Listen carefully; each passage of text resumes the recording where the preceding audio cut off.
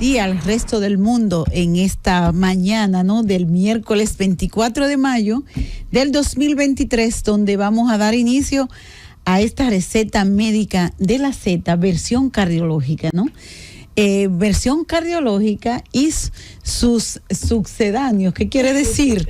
Que con relativa frecuencia, como la medicina, las ramas no son individualizadas ni aisladas, sino que ahora trabajamos en equipo, pues también traemos médicos de otras especialidades, ¿no? Como es el caso de hoy. Hoy tenemos aquí, para nosotros es un placer tener a la doctora Elizabeth Guzmán, quien es una joven neumóloga, broncoscopista, graduada aquí en el Hospital Salvador B. Gautier, y quien forma parte de lo que es el Comité de Asma Grave de República Dominicana y del Caribe. Buenos días, doctora. Para nosotros es un placer y usted puede estar seguro que para el resto también del pueblo dominicano que nos escucha. Lo primero es que vamos a empezar a definir, recordándole, doctora, de que hablamos para el pueblo que no es médico, o sea que para que sea en un lenguaje llano y que se entienda, ¿no? ¿Qué es el asma grave? ¿Cuándo podemos decir que un paciente cursa con un asma grave? Claro que sí. Primero que nada, gracias por la invitación. Para mí es un placer estar aquí con usted el día de hoy. El asma grave es aquellos pacientes que presentan un asma que no ha mejorado el asma a pesar de usar broncodilatadores y esteroides inhalados y que el paciente no ha podido controlar la enfermedad. O sea, son esos pacientes que usan su tratamiento convencional a dosis tope y el paciente no ha podido controlar, se sigue haciendo crisis de asma. Entonces, ¿qué hacemos? Estos pacientes primero tenemos que determinar si hay alguna enfermedad concomitante o a un factor, mejor dicho, de riesgo concomitante que el paciente no ha podido controlar. Por ejemplo, un paciente que tenga sinusitis, que también exacerba el asma, que tenga reflujo gastroesofágico, que también exacerba el asma, o que tenga alguna otra condición neumológica o no neumológica que me esté exacerbando el asma. Si esos factores de riesgo están controlados y el paciente está usando diario y correctamente sus broncodilatadores o sus esteroides inhalados, que vienen combinados, y él no se controla, podemos pensar en un asma grave. Bien, ¿cómo yo distingo, no? Porque usted sabe que los pacientes de asma con el tiempo, ¿no? Inclusive a veces ellos evolucionan a un cor pulmonar. Sí, claro. Y entonces, a veces esos pacientes no salen de la emergencia. Nosotros, nuestra estadía como residente en el Hospital Aybar, antiguo Morgan, teníamos pacientes que tú le das de alta en la mañana y ya en la noche el paciente regresaba. Sí, porque no controlan. Todo es por escaladas, ¿verdad? Exacto. O un escalón, vamos a decirlo mejor. El paciente empieza con un tratamiento base, porque cada paciente hay que individualizarlo. ¿Y qué es el asma, doctor? Antes que todo también. Es una enfermedad pulmonar crónica en la cual, ya sea por factores genéticos o ambientales, el paciente, como le explico a ellos, la tubería de sus pulmones. ¿Es hereditaria? ¿Hereditaria? Sí, claro. ¿El asma? Sí. Claro, o sea, que era ambiental, nada más. No, ambiental y hereditario. En el cual sus pulmones, la tubería de sus pulmones, bronquio y bronquiolos, se inflaman y se mantienen inflamados y hace que el paciente no tenga una correcta entrada y salida de aire. Entonces hay muchos factores que desencadenan. No todos los pacientes que son alérgicos son asmáticos, siempre lo digo, y no todos los asmáticos son alérgicos.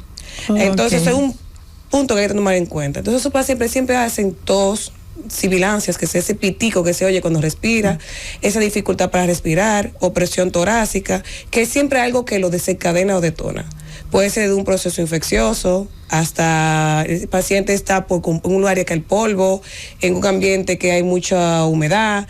El paciente puede ser hasta por un tipo de comida que desencadene la crisis, por ejercicio, aspirina que conocemos. ¿Por ejercicio? Sí, hay hasta inducida por ejercicio. ¿Y cuál es la fisiopatología para que un ejercicio determine que un paciente haga broncoespasmo? Mayor demanda de oxígeno, mayor demanda pulmonar, de trabajo pulmonar. El paciente que de por sí ya tiene esa predisposición hace su crisis. ¿Y el frío? Porque yo he tenido pacientes que me dicen, cuando yo voy a Estados Unidos hago asma, pero ¿cómo va a ser? ¿Por el frío? ¿Y por qué? Sí, el ambiente influye mucho, sobre todo el frío. Hay unos que es por el calor, la mayoría por frío, porque hace broncoconstricción. O sea, la tubería, para que los pacientes entiendan, en vez de mantenerse igual, se pone más pequeña. O sea, disminuye el área de aire y es por el frío y es normal en los pacientes asmáticos. Tú mencionaste algo, un medicamento que es muy popular entre los dominicanos, sobre todo en los adultos, ¿no? Porque aquí que le encanta automedicarse. No, y tienen el concepto de que la aspirina baja la presión. Sí. ¿Tú me entiendes? Tú mencionaste la aspirina como un desencadenante de asma. Sí, hay pacientes que se ha detonado que la aspirina, por un proceso, ya puede ser el mismo mecanismo de la aspirina o alérgico, también detonen con una crisis asmática, que solamente esos pacientes presentan su crisis cuando están tomando la aspirina. Y lo que hay que hacer es eliminar la aspirina. Pero enfocándonos ya como en el asma que más común vemos, es mayormente vemos alérgicos. O sea, son esos pacientes que incluso el asma grave mayormente es por un paciente con asma alérgico. Entonces, ese que ¿alérgico a qué? ¿Puede ser ambiental o alimento? Cualquier cosa, ambiental, alimentos, cualquier cosa que detone. Puede ser el paciente. También hay pacientes que tienen un trabajo, que incluso he tenido muchos pacientes así, que he tenido que quitar, decir, no, tú tienes que dejar de trabajar en tal lugar porque eso te está detonando en las crisis. Hay lugares que están llenos de humedad, o que no mantiene una correcta higiene con los aires acondicionados, que ahí se atrapa muchas partículas, mucho polvo. Exacto. Y digo yo, o ellos mejoran eso, o tú lamentablemente vas a tener que salir de ese trabajo, porque esas son las cosas que tenemos primero que visualizar antes de llegar a un diagnóstico de asma grave. Claro. Si yo quito todos esos factores que me desencadenan. Un factor es excluyente, o sea, es un diagnóstico de exclusión. Más exactamente. bien, ¿no? Tengo todos los factores desencadenantes controlados, tengo los factores ambientales controlados, tengo un paciente usando los medicamentos diario y correctamente, porque hay pacientes que hay uno que viene en polvo seco, que tiene una cápsula que tú le preguntas, ¿cómo tú lo estás usando? Y se la está tragando. Y no que son inhalados. Sí, no inhalados. Hay que explicarle bien a los pacientes. Sí, eso. Nosotros neumólogos tenemos mucho que nos tomamos nuestro tiempo explicándole al paciente cómo usar el inhalador. Porque muchas veces no se controla porque no lo están usando correctamente, aún después de uno haberle explicado. Entonces, muchos, la mayoría, se automedican, se siente bien, dejan de utilizarlo. No, yo tengo 1 semana, 2 semanas, tengo 3 semanas y no me siento nada. Me dejan el tratamiento, yo me quedo así. Ahí está. Pero te mandaron a dejar el tratamiento. Claro, no, pero los dominicanos no automedicamos. Sobre todo con salbutamol, le encanta la medicación. Sí. Bien, el salbutamol es un broncodilatador, ¿no? Sí, pero de acción corta. Eso se usa solamente cuando el paciente está en crisis. Nada más. Lo usamos nada más en crisis. Pero para que el paciente entienda, para evitar la crisis, vamos a evitar lo más que se pueda. Para controlar, mejor dicho, el asma, usamos de acción prolongada, que eso es lo que nosotros lo indicamos. Pero el paciente siempre cree que con un salbutamol va a resolver y no. Uno que tiene que hacer es, él como neumólogo y como paciente, evitar que le dé una crisis. No que esperar que le llegue para controlarla. Exacto. Porque cada vez que haga una crisis, el paciente me va a empeorar la función pulmonar. Claro, usted mencionó ahorita del que está usando esteroide inhalado, no lo mencionó oral. ¿El oral no entra en esa clasificación? Sí, son pacientes también que me han usado 2 ciclos, a 3 ciclos, al año, vía oral, indicado por su neumólogo, obviamente. Claro. Y que el paciente, con todos los antecedentes que mencioné, aún así no ha mejorado. Entonces ya uno dice no. Incluso para llegar al diagnóstico de asma grave hay que esperar 6 meses.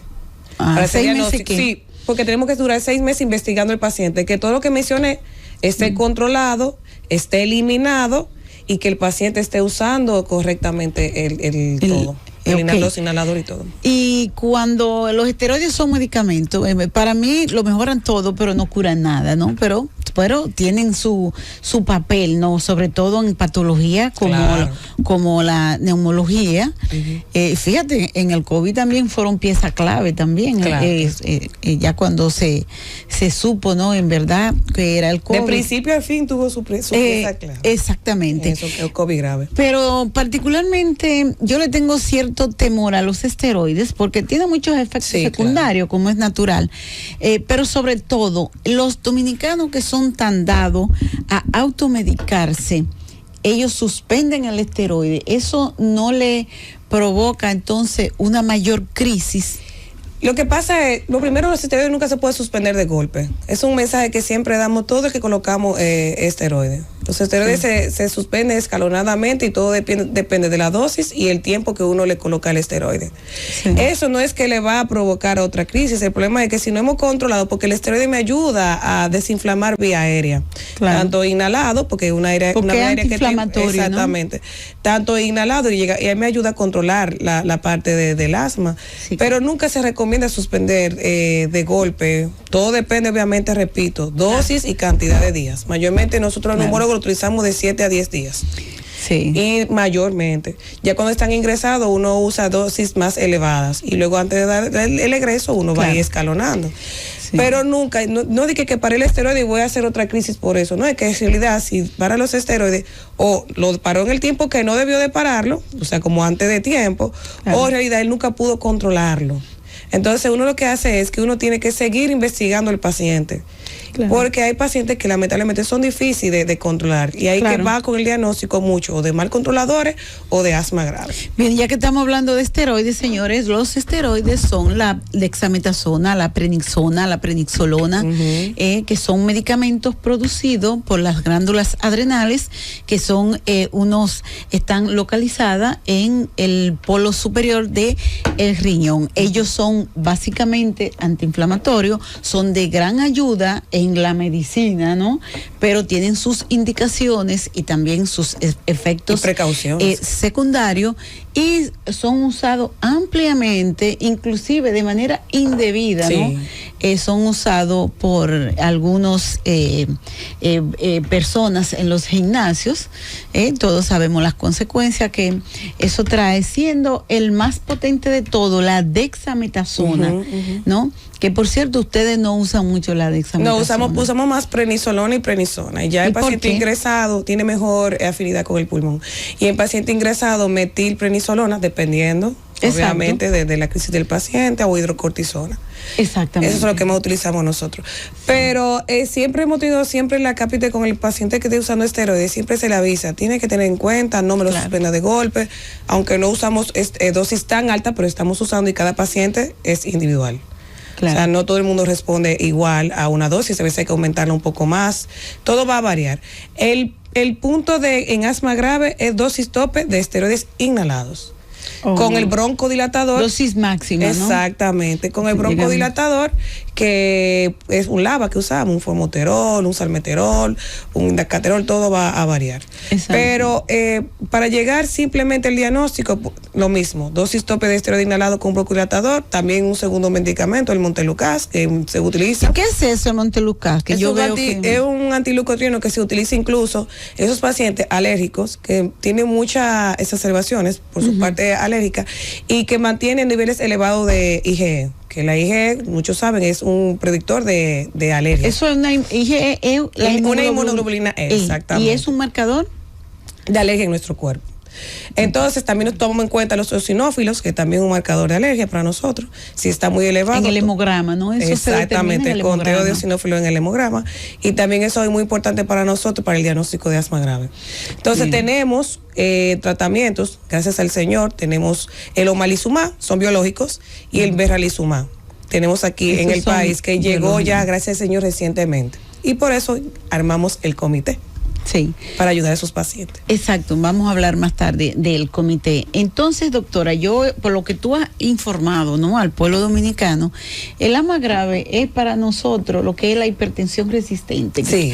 ¿Qué quiere decir? La hipertensión resistente para nosotros los cardiólogos es una hipertensión que se torna incontrolable a pesar de usted tener medicado al paciente con 3 medicamentos en dosis máxima y que tiene que incluir un diurético. Entonces, cuando un paciente no se controla con eso, decimos estamos frente a una hipertensión resistente o refractaria que es de difícil manejo. Entonces, y que tiene que buscar las causas ahí. Sí, se buscan siempre, pero tú sabes que el 95% de la hipertensión se desconoce la causa, ¿no? Ya las causas secundarias son apenas el 5%, lamentablemente, ¿no? Pero pasa con ustedes también, por lo que tú me dices, del asma grave, ¿no? Y en base a eso, ustedes aquí en Dominicana, preocupados por esta situación, se creó el comité de asma grave, de la cual la doctora, usted es la secretaria general. Sí. Les reitero que estamos hablando con la doctora Guzmán, quien es la secretaria de este comité de asma grave y que es de gran ayuda para los asmáticos. Entonces, nos vamos a la pausa y cuando regresemos vamos a seguir nuestra entrevista con la doctora Elizabeth Guzmán y también, por supuesto, con las preguntas de nuestro público. Claro.